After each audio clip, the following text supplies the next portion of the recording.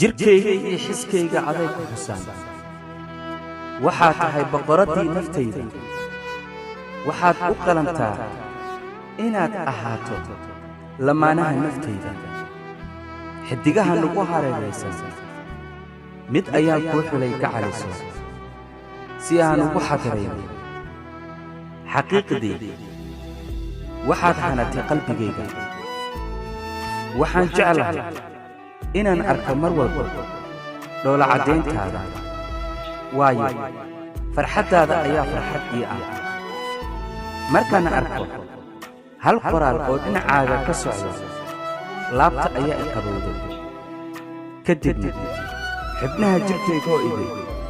way soo wada xaadiraan waan ku jeclahay waxaan kuu jeclaadaa si aanan weli qof bini'aadam ah aan loo jeclaan waxaad tahay iftiinka mustaqbalkayga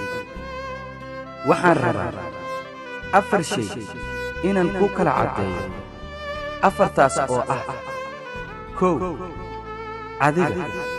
2 aniga 3 labadeena qalbi oo wada jira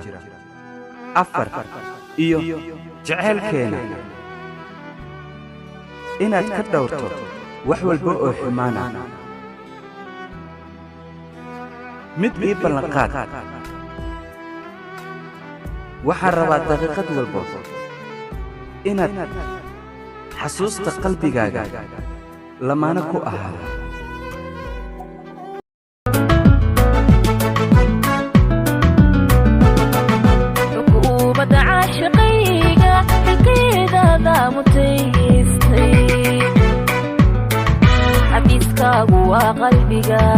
عبيدك وقلبك